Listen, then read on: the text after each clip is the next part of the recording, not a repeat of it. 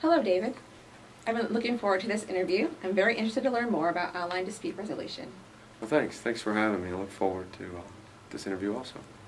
Our goal is to get Fortune 500 companies to understand the power of ODR. Any new technology comes in what's known as sort of an acceptance curve. Far out to the left is what's called early adopter phase, and that's when the concepts and the technologies first emerge. But no one's yet aware of what it is, who the players are, what's the value of it. So that's where we want to position ourselves. Prior to founding this company, I went out to what we in the industry call Tier 1 consultancies, the Accentures, the Boston Consulting Group, Bain, Booz Allen. And based on our current research today, and it's no real surprise, these leading companies are yet to really embrace online dispute resolution. And until they do, we're not likely to see moving towards mass adoption, or sort of the middle of the curve, which is where a lot of people join the technology. So we're on the front end, on the consulting side, while there's some players emerging offering technology solutions. So we're hoping we all navigate through the early adoption phase and get out and get in front of companies and talk to them, evangelize on the concept of ODR. Okay, could you explain to me your view on online dispute resolution and how it is related to, or does it differ from, alternative dispute resolution? Well, that's a great question. It's probably the primary question in everybody's mind. First of all, ADR, alternative dispute resolution. It's been around at least 4 decades. The primary components are sort of methodologies and processes and practices around mediation, arbitration, the facilitation, and even modern today, restorative justice. That's what ADR is. Now, when ADR was first coming to light, as that word alternative kind of scared people, because it appeared to be an alternative to the legal system. So let's say the legal system and its practitioners weren't necessarily excited about it. And so the industry, the legal industry, where we traditionally in business and communities turn when there's disputes to get resolved through the courts, let's say they were less than enthusiastic in embracing ADR. So some people, even practitioners in the ADR business, are saying, is ODR an alternative to ADR? And I think that's the key misunderstanding that probably is contributing today to some of the confusion and lack of movement, because from my perspective, I happen to be disciples of some of the key thought leaders in this space that says ODR is a technology layer. It's sort of a fourth party in a conflict. In a typical ADR conflict, you'd have both parties, so two entities. You'd have the neutral, the mediator, or the arbitrator, or the facilitator, the third party. Think of ODR as the fourth party. It is a technology layer. One of my mentors, who originally taught me mediation in the mid-'80s, is Dr. Ted Becker at the University of Hawaii at the time. And today, Dr. Becker is a professor emeritus at Auburn University. And, Dr. Becker would say this: I was doing ODR in the early 80s. And when you question him, Dr. Becker, we didn't have the technology. We didn't have video conferencing. He goes, that's not ODR. I was doing ODR in the East-West Center on the University of Hawaii, resolving international conflicts between governments using a conference phone. Is that not early ODR? And I think Dr. Becker's right. We can't think of it just in the context of video conferencing. Lastly, one of the key thought leaders in this industry today, and came out of, his name is Colin Rule, Colin came out, he wrote a book, one of the first books on the subject of ODR in the early 2000s. He was later hired to be director of ODR systems at eBay and PayPal. And today, eBay and PayPal has resolved millions of conflicts. However, the very few actually involve video conferencing. It's forms, emails, processes, simulation, mediation, and they even have eBay Court with juries and judges online. So I hope that gives you a better understanding and answers your question. Great, that helps a lot. Could you give me some more specific examples on how a certain business vertical like financial services, transportation, utilities, or consumer markets could use ODR? Absolutely, absolutely. That's actually where my focus has been. I've been a 20-plus year consultant working for Tier 1 firms and Big 4 accounting firms on behalf of Fortune 500 companies. And when these consultancies approach the market with any offering of services or technology integration, they segment industries. So your question's very, very right on. Financial services. What is financial services? It could be banks, it could be mortgage companies, it could be insurance companies. But think about banks. Let's just think about the banking part of financial services. You have consumer checking and savings accounts. You have consumer credit cards. You have consumer loans like on cars. You have foreclosure now is a pretty popular topic. You have bank-to-bank contracts to suppliers to the bank. So a bank would have a lot of different conflicts, varying from small return check fees or problems with a consumer checking account, all the way to very complex, hundreds of thousands of dollar foreclosure disputes and everything in between. Transportation. Think of airlines. Think of cruise lines. They get a lot of complaints. A lot of disputes between their customers. Consumer markets, your Amazons and your e-retailers. Tons of conflicts. Lastly, let me give you a real example. Property tax appeals. Not real sexy. Most people don't know what that means. But basically each state, each county or whatever the jurisdiction the property falls under, once a year they appraise it. And because the real estate values have been so up and down in this country, homeowners are not always in an agreement with their government agency when they get the appraisal. They say you've either appraised my property too high or too low. Most of the time it's because it's too high, because that's requiring them to pay additional taxes. So they'll appeal. I heard in a conversation in a presentation that I was involved in a roundtable forum that California had something in excess of about 750,000 property tax appeals last year, statewide. These are things that ODR can help. If you could set up a simple system for filing the appeal, you could put the appealing party together with the decision, the property tax appraiser, representative, or third party, and get the paperwork, get the discovery, and allow a decision to be made simply and less expensive. I'm sure the state of California would benefit from that. Sure, it sure makes sense. What do you feel is keeping companies from using ODR today? Well, I began this interview talking about the technology curve. We all have to realize we will, like every technology, follow that acceptance curve, and we're still very much on the early adopter phase. I think I also mentioned earlier, if I haven't apologized, people think of ODR, online dispute resolution, as a video component. I don't know what experience you have with video conferencing, but think about technologies like Skype. I've been using Skype for a couple years now, and it's surely improved over the last 2 years, meaning now Microsoft owns it, and no disrespect to the previous owners, but money are being put in to that product. They're refining that product, more bandwidth. The homes, individual users get more bandwidth. The military families were big primary users of Skype.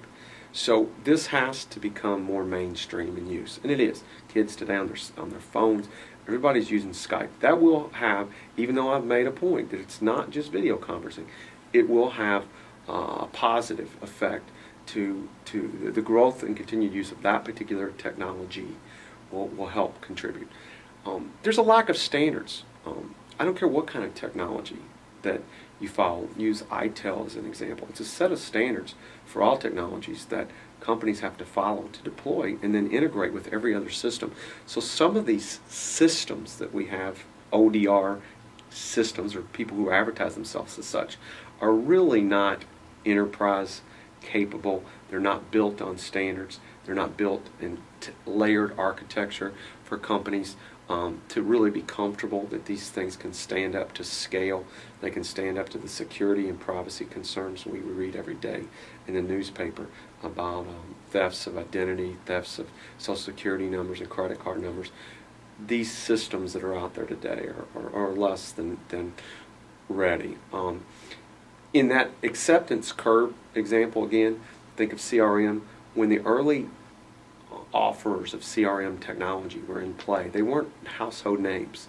They were little startup companies, underfunded, entrepreneurial, not stable.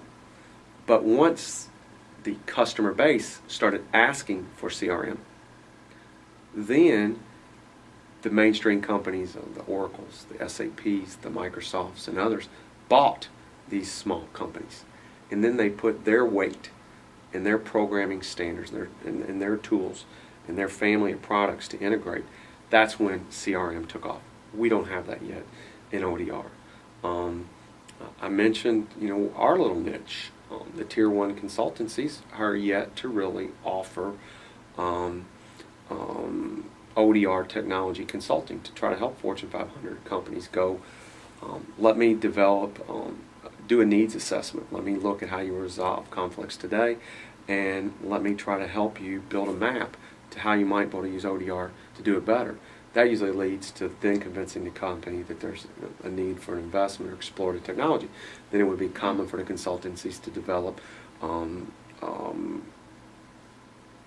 requirements for the system, technical requirements and business requirements. Then that would typically lead to an RFP, request for proposal. Then that would typically lend to vendors coming in and bidding, and then vendor selection. And that would typically lead to an implementation. We have to understand, in technology in Fortune 500, implementations take 6, 8, 12, 18, even 24 months. Something of this size and scale to change the way businesses do conflict resolution, minimum 18, 24, maybe even 36 months to happen.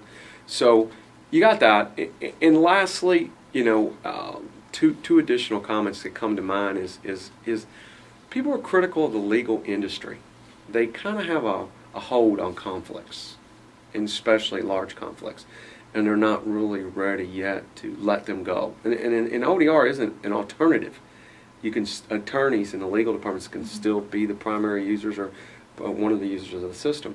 But let's say, because I hate to say this to my friends and counterparts in the legal industry, historically the legal industry has been one of the last, to adopt uses of technology. They were still on dedicated word processing systems a long time after we all went to microcomputers. So there's that legacy. And lastly, is that acknowledgement in the early adopter phase. It's just got to take a natural path. My next question you may have already answered, or maybe you have some additional comments. Talk to me about the elements or modules of an ODR system. Great question, and there's a lot of varying opinions on that. I give a pretty standard presentation. I've written an article recently with a very esteemed judge, Judge Monty Ahab. He's a CEO of virtualcourthouse.com, retired circuit court judge. Love Judge Ahab. What a wonderful jurist and legal mind and early ODR scholar. And he and I will constantly argue what are the key components of an ODR system. In 2011, by the way, I went out with invitation and insistence. I went out and knocked on the door of just about everybody that was a player in the ODR technology, so that I could get an understanding of who they are, who their principals are, how do they see ODR, and what kind of technology, what's the platform built on, what's the architecture, what's the scale, because I wanted to be able to be in a position to be one of the thought leaders and really make a career transition myself. So to answer your question, I think there's a neutral registration process where all the neutrals, mediators and arbitrators can come together and register themselves, sort of like a Facebook, think of it that way. They can advertise themselves. They can differentiate themselves by their resume, because in the end, the parties, the two parties of the conflict, have to select a neutral. So that's at least one of the components. Selecting the neutral as a process. Both parties are not, you would probably submit 3 names and submit 3 names to each other, and they sort of select one, because it's not like, hey, let's use this one, and is both parties going to do it? So there's a neutral selection process. Case management. In the end, it is kind of a case, just like a legal conflict. And so you have the parties to the case, you have all the information about the parties, you have the history, you have the discovery related to the case. That all needs to be put in a central place, so all the parties in the neutral can access it through the process of resolving. Scheduling.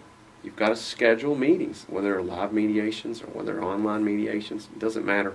There's a scheduling component. Scheduling is often driven by the court. The court might say, hey, you might have filed this as a lawsuit. We'll give you 90, 120 days to try to settle this in mediation or arbitration. Then it might go back to the legal industry. So there's a scheduling component. There's a billing component. There is a cost to supplying this technology. And neutrals, like attorneys, have to get paid. And they usually get paid by time or some fixed fee for the mediation process. Video conferencing does not have to be part of an ODR system, but I think it will be when we get into mass adoption phase. So that's obviously a key component. And lastly, I call it sort of the disposition of the case. When you have a settlement, and then we have to realize that the majority of these cases, or many of these cases, especially they come from the courts, or these large companies have them, they could be originated as lawsuits. And so even if mediation, arbitration settles it through the use of an ODR layer, then you have to file the dispute. So that's kind of how I see the components. Okay. Who are the lead companies and thought leaders today? Wow. Well, I've already mentioned Colin Rule. I just think I think one of his mentors is Ethan Catch. Yeah, Ethan wrote one of the first books on ODR. He's constantly speaking. He's written a new book. I can't even remember. It's about 3 or 4 guys he collaborated with. Dan Rainey, an exceptional thought leader, especially in the government space. Companies, CyberSettle. I like these guys. I guess if you had to say who's doing ODR, probably making money, probably scaling to an acceptable level in a technology sense, you think of CyberSettle, but you need to also understand they sort of have a niche in one industry, the insurance industry, and primarily kind of a large commercial insurance case across state lines. So they're kind of a niche, but they're definitely a player. Colin Rule left eBay, PayPal last year in 2011. He founded a company named Modria. They're based in San Jose, California. As I've evaluated all the technology last year, and knowing, again, in eBay, PayPal, millions of disputes were resolved on that platform. It's in essence built on the same theory and architecture.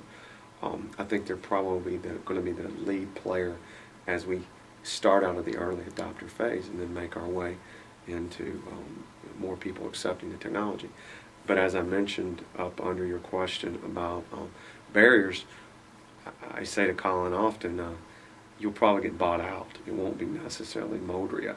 It might be a household name like Google, or Microsoft might take Skype, buy Modria, and take it to the next level. You'll see this. This is natural. It happens in all technologies. Virtual courthouse, my friend Judge Monty I mentioned earlier. It's got a real nice system.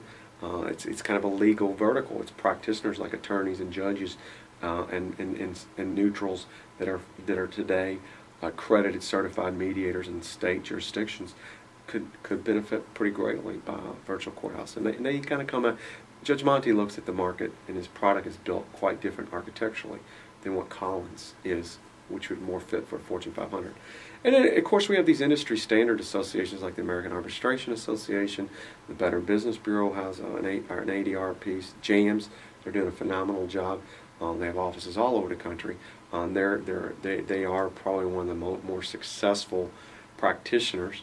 And because we're so early, we see good new technology ideas come and go. I went out last year in the fall to meet with a company called Zipcourt, also out of the Silicon Valley.